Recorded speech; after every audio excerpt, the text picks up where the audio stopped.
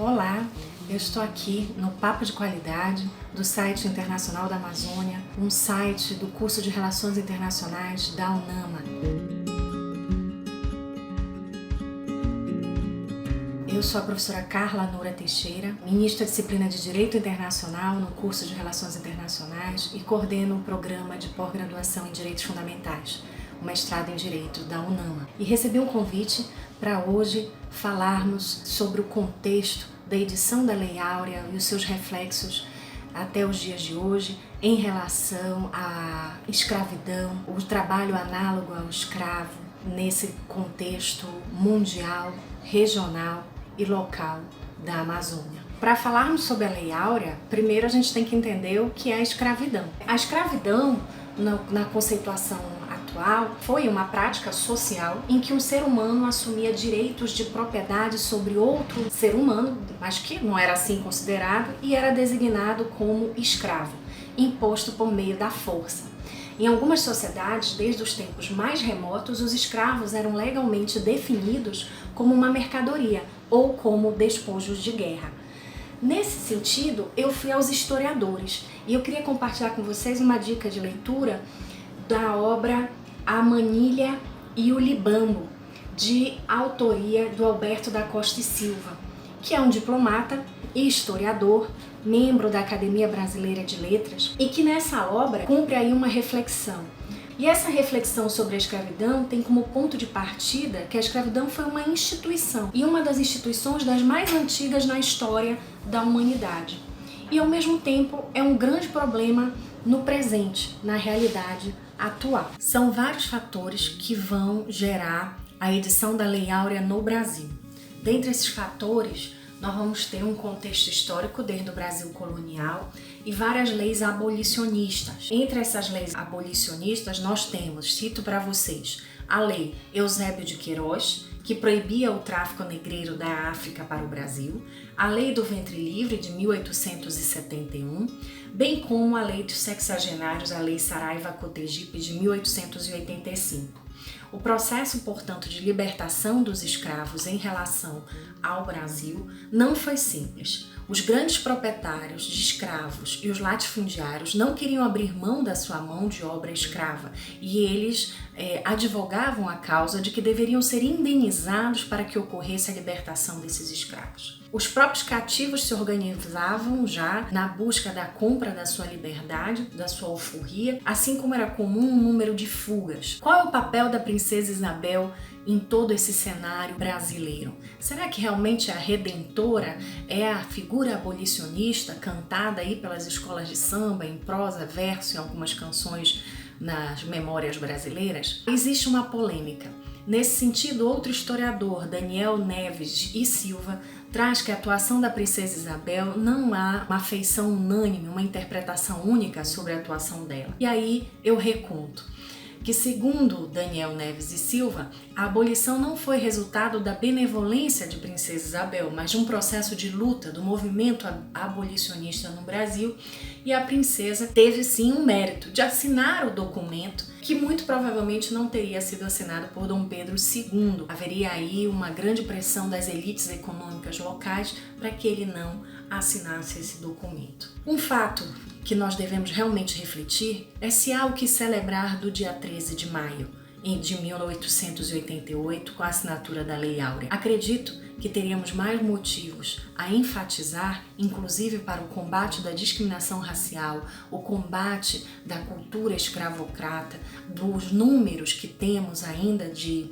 mão de obra escrava no globo, em especial no Brasil, com o Dia da Consciência Negra, que se dá no dia 20 de novembro, que é a data da morte de Zumbi dos Palmares, um dos líderes que fundou o Quilombo dos Palmares no estado da Alagoas. Qual é o contexto global quanto à escravidão? Será que nós ainda temos a utilização da mão de obra escrava no mundo?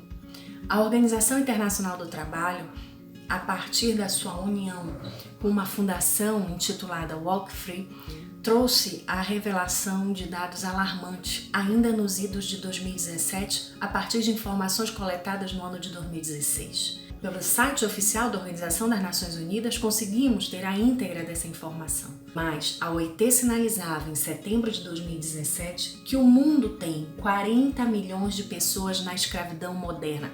Vou repetir, 40 milhões de pessoas na escravidão moderna e 152 milhões de crianças no trabalho infantil. Então, essas estimativas foram feitas através dessas estimativas globais da escravidão moderna, do trabalho forçado, do casamento forçado, estimativas globais do trabalho infantil, resultados e tendências com a observação dos anos de 2012 a 2016. Então, veja, 40 milhões de pessoas presas na escravidão moderna. Mulheres e meninas são afetadas desproporcionalmente. São quase 29 milhões, ou 71% do total das pessoas presas na chamada escravidão moderna são mulheres ou meninas. Então, nós temos um índice muito alto de trabalho forçado e um índice muitíssimo alto de trabalho infantil. Existem movimentações nesse sentido. E quando foi o ano de 2019, a Organização Internacional do Trabalho também editou uma nota conjunta ao Ministério Público do Trabalho do Brasil, em relação ao marco do dia 13 de maio. Então, ano passado, 13 de maio de 2019, as duas entidades, a Organização Internacional do Trabalho, ao lado do Ministério Público do Trabalho aqui no Brasil, lideraram uma campanha junto a outros parceiros quanto à assinatura de um protocolo para combate ao trabalho forçado. E essa campanha foi chamada de 50 for Freedom, que é a captação de 50 países para ratificarem esse protocolo sobre o trabalho forçado e, devendo alcançar essa meta, propunham até o final de 2019. Segundo a Organização das Nações Unidas, as formas contemporâneas de escravidão no mundo incluem trabalho forçado, servidão doméstica, formas servis de casamento e escravidão sexual. São situações das quais as vítimas não são capazes de se desvencilhar de forma voluntária, digna e segura. No Brasil, são registrados casos de trabalho análogo à escravidão em fazendas, fábricas e domicílios.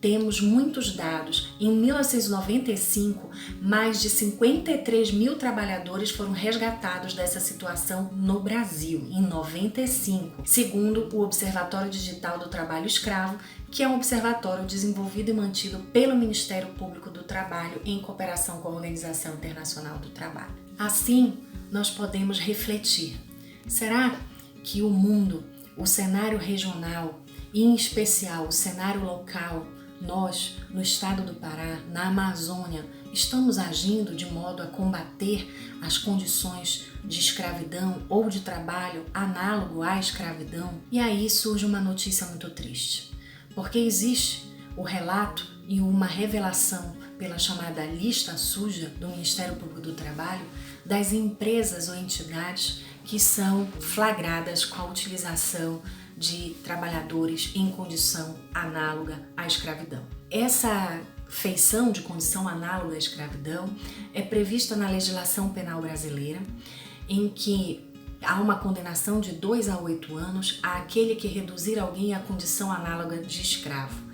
A lei define o trabalho análogo ao de escravo quando há condições degradantes de trabalho, jornadas exaustivas, com danos para a saúde e risco de vida, trabalho forçado por meio, por exemplo, de ameaças ou isolamento geográfico e servidão por dívida. Então, dentro dos Objetivos de Desenvolvimento Sustentável para o Milênio, a chamada Agenda 2030 da Organização das Nações Unidas, existe uma meta muito específica, 8.7, que busca tomar medidas imediatas e eficazes para erradicar o trabalho forçado, acabar com a escravidão moderna e o tráfico de pessoas, assegurando assim a proibição e a eliminação das piores formas de trabalho infantil, incluindo recrutamento e utilização de crianças soldados. A meta prevê que até 2025 eles pretendem acabar com o trabalho infantil em todas as suas formas.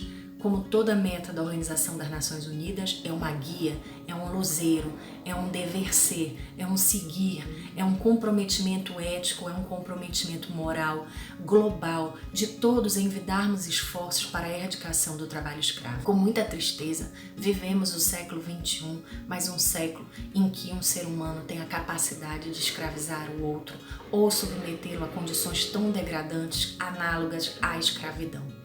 Nesse mapa que referi há pouco do Ministério Público do Trabalho, é muito triste de dizer, mas o Estado do Pará se destaca como o maior número de denúncias pela utilização de mão de obra ou de submissão de pessoas a condições análogas à escravidão.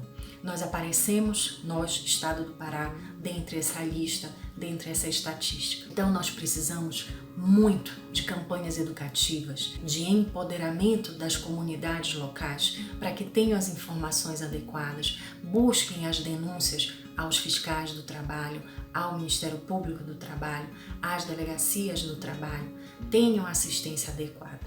Ainda, para contribuir e mostrar a iniciativa que é possível para que nós entendamos o que reúne essa condição análoga à escravidão ou mesmo os escravizados do século XXI, o Ministério Público do Trabalho promoveu, junto ao governo do Maranhão, um documentário. Esse documentário, também com o apoio da Organização Internacional do Trabalho, tem um nome muito peculiar, se chama Precisão. Precisão é a palavra utilizada pelo maranhense para definir a extrema necessidade de lutar pela sua sobrevivência. É muito triste imaginar que aqueles que foram os escravos libertos têm a precisão de tal modo e tão aguda que precisem se sujeitar e se submeter às condições que lhes são oferecidas. Porque na fonte mais primária de acesso à informação, à educação, à saúde, essas fontes não chegaram de forma eficiente.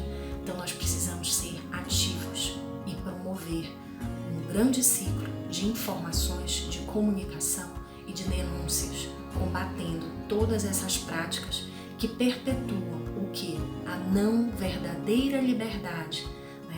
É uma lei áurea que veio, mas não foi vivificada numa liberdade, numa igualdade, naquilo que propugna a nossa Constituição Federal, naquilo que propugna o pacto fundacional de um Estado democrático de direito, como se propôs em 1988 na formação do Estado brasileiro.